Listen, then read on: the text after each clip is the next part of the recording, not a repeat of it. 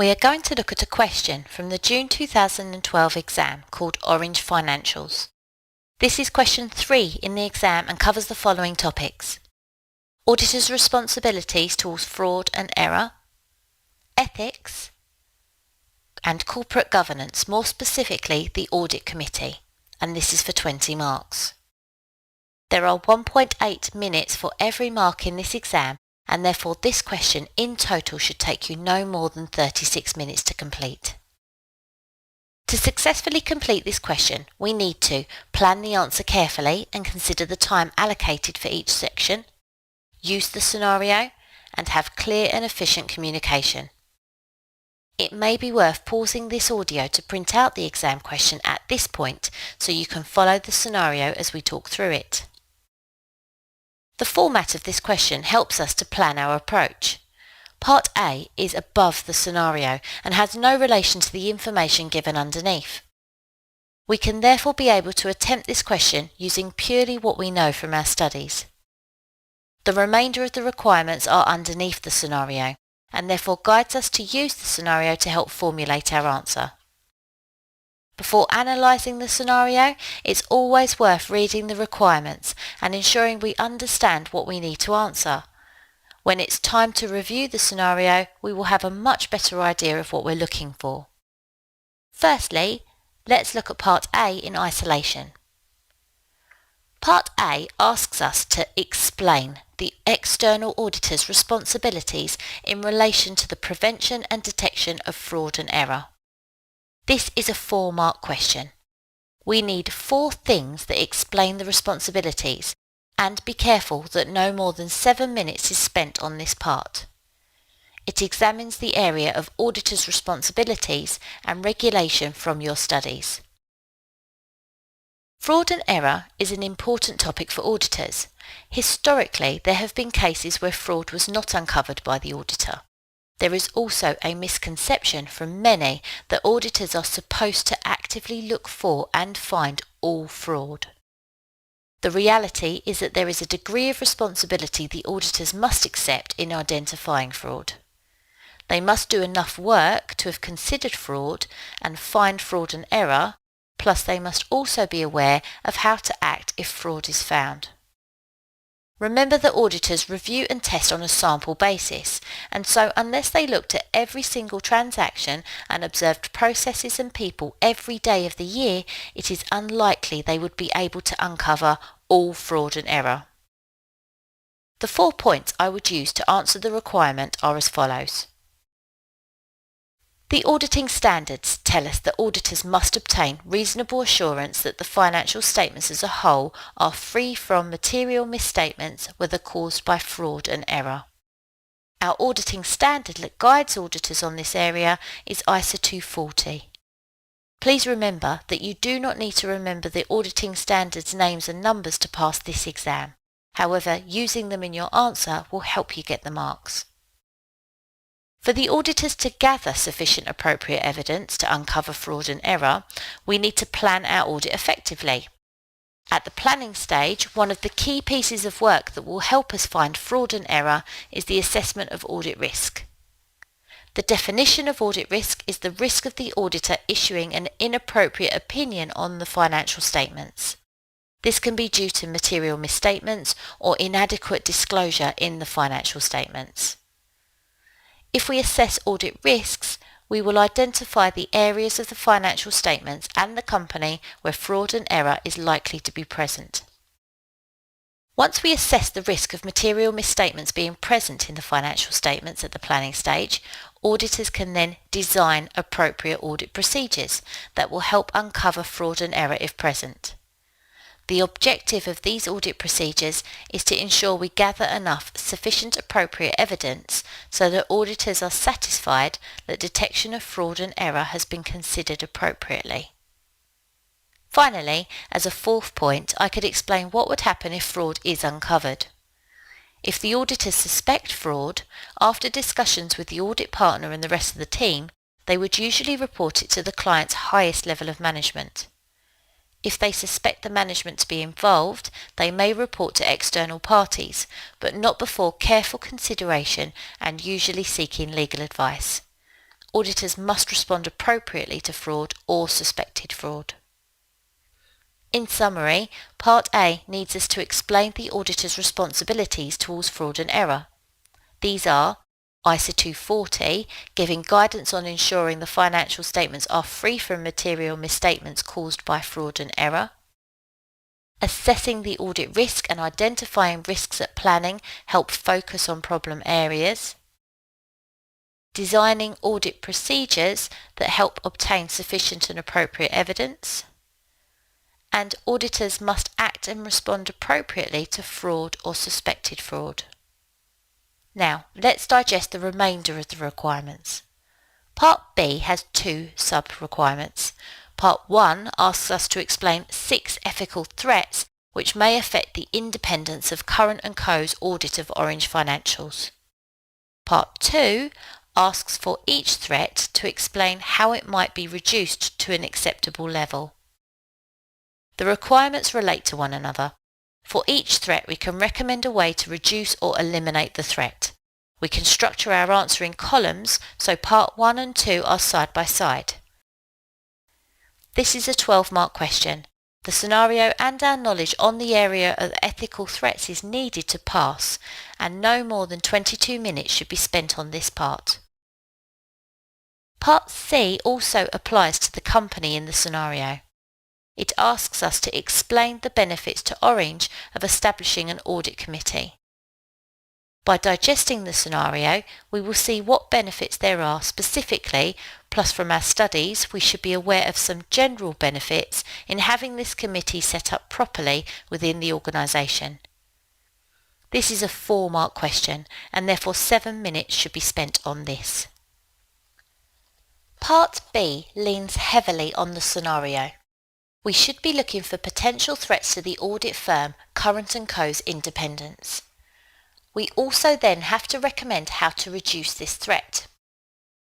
For our threats, half a mark will be allocated to you for identifying the threat from the scenario.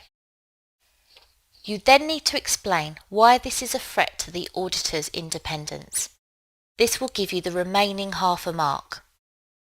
For reducing the threat, a sensible recommendation on how to reduce this specific threat to independence will give you a further 1 mark. Let's remind ourselves of what ethical threats are. Remembering that ethics are guidelines on how to behave properly, and the ACCA is dedicated to ensuring its members do not discredit their qualification or the profession as a whole. One of the key ethical principles that should be applied by members is objectivity. This means they must ensure they are not influenced when doing their work and not allow bias in making decisions. Auditors must remain objective during their audit so they can form an independent opinion on the financial statements. If they don't, then the opinion and the audit firm may lack credibility. There are always problems auditors stumble across relating to their clients. Often there are threats to objectivity or independence that need to be identified and then resolved. We are given 5 threats in our syllabus: the self-interest threat, the self-review threat, familiarity, advocacy, and intimidation. Self-interest threat is where there is something that could influence the decisions usually made by the auditor. Self-review threat is a situation where the auditor could potentially audit their own work at the client if involved in providing other services. Familiarity threat is where they may be too connected with the client, and this could affect how much they trust their client's actions. Advocacy is a situation where the auditor could be asked to represent or promote the client, thereby not being seen as independent from them.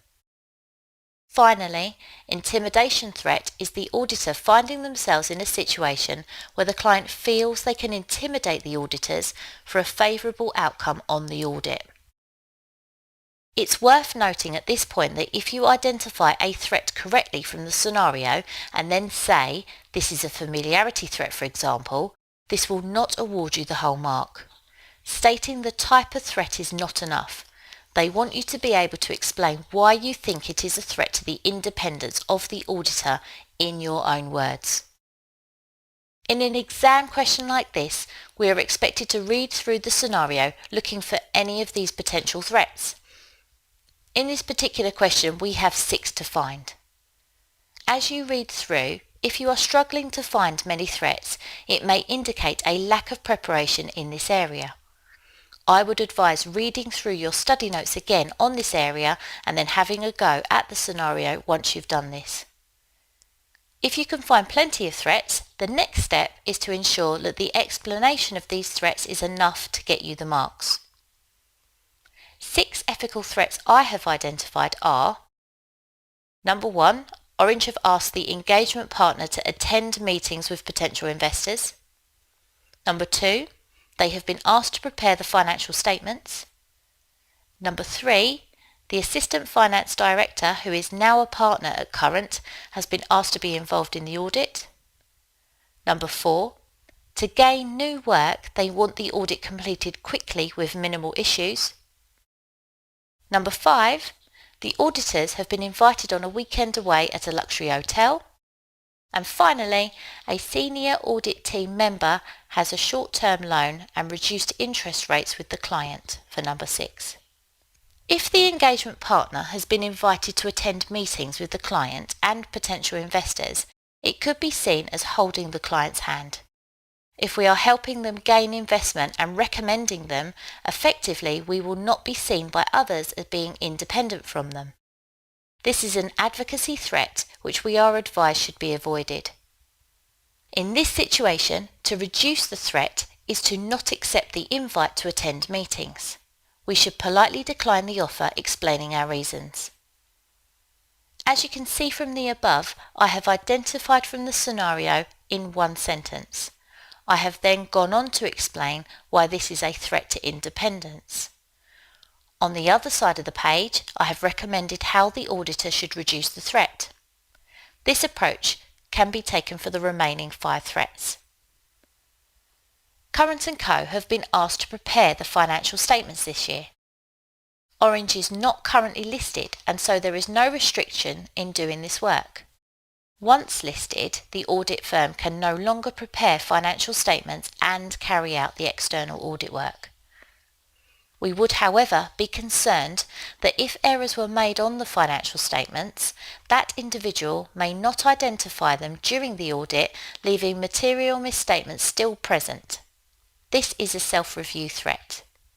To reduce the threat, the audit firm should ensure it has separate teams dealing with each service provided. That way, misstatements identified are less likely to be hidden. The finance director that has now become audit partner at Current may have good knowledge regarding the client, but they may lack the objectivity needed to conduct an independent review. They have personal connections with staff at the client and would effectively be auditing many decisions that they may have made. This is a familiarity threat and a self-interest threat. It should be recommended that he does not take part in the audit. It is recommended that in a situation like this, there should be no involvement until at least 2 years after employment ended. To gain additional work from the client, they have suggested that they complete the audit quickly with minimal questions and issues. This proposal may cause the auditors to rush through the audit to complete on time. They may cut corners and not test as extensively as they would otherwise to complete on time. This could mean material misstatements are not detected or overlooked so as not to raise issues that would upset the client. This is an intimidation threat. In this situation, the auditors must explain to the client that they cannot possibly speed up the audit process, and they must follow up all issues to ensure they find sufficient appropriate evidence to form an opinion on the financial statements. The client has invited the auditors on a weekend away at a luxury hotel with them at the end of the audit. Any gifts offered by a client should be carefully considered. Only modest gifts are permitted, and it's unlikely a luxury weekend away would be considered modest. The auditor may want to keep the client happy and overlook problems so that they receive nice gifts. This is a self-interest threat. We should recommend that the auditors politely decline the invitation to the weekend away and explain their reasons. Finally, a senior member of the audit team has a short-term loan with a significantly reduced interest rate. Orange provides loans, and it would be acceptable for the audit senior to have a loan if it were under the normal terms and conditions for every customer. As he has a significantly reduced interest rate, he may want to keep the client happy to maintain the loan as it stands. This is a self-interest threat. The loan should not be accepted unless they amend the terms so normal interest rates are applied. In summary, the 6 ethical threats must be explained thoroughly. You can mention the type of threat that relates to each point, but this is not enough for the full mark. You must explain why it would cause a problem to the auditors. A sensible recommendation to reduce the threat can then be answered. Set up 2 columns with clear headings such as ethical threat and how to reduce the threat, and leave gaps between each point that you make. This will make life easier for the marker to find the points to allocate marks to. Finally, keep an eye on the time. Do not overrun and give yourself enough time to answer Part C also. Part C asks us to explain the benefits to Orange of establishing an audit committee. This relates to the corporate governance area of the F8 syllabus. The aim of corporate governance is to ensure companies are run well and decisions are made in the interests of their shareholders. There is a corporate governance code that should be followed. One of the recommendations is that there should be non-executive directors on the board to ensure decisions are made fairly. The Audit Committee is a group of non-executive directors that take responsibility for financial reporting and internal control matters. This question is for 4 marks, therefore we need to think of 4 reasons why Orange would benefit from setting up an audit committee. One reason is that currently the finance director will make all financial decisions for Orange. Having the audit committee of non-executive directors would act as a support to the finance director, advising them on issues and ensuring decisions are effective. As the audit committee takes responsibility for internal controls, having them in the organisation will ensure controls over financial reporting are reviewed and changes implemented. This process will be more efficient and could improve the overall control environment. Due to the nature of the work that the audit committee does, they are best placed to also assess business risks. They can identify and communicate risks and advise the board at Orange. Finally, Orange are planning to become listed very soon. As the corporate governance code should be followed by listed companies, setting up an audit committee and appointing non-executive directors will help them fulfil the criteria needed. And so, my 4 benefits are that they advise and support the finance director, that they can help improve the controls over financial reporting, risks can be identified and communicated effectively, and it ensures corporate governance principles are followed that are needed if they are to be listed soon. In summary, each requirement needs to be answered within the time allocation to give yourself the best chance to complete all the questions. Careful planning of the structure of your answer is needed. Include clear headings to introduce your answer. Structure with columns when the requirement asks for multiple pieces of information, as this will help you improve the speed and efficiency of your answer. Finally, wherever possible, use the scenario. This information has been given to you for a reason, and at F8 they are testing whether you can apply your knowledge to a new situation, not just whether you can remember the facts from your studies. I hope you found this audio useful. Thank you and good luck.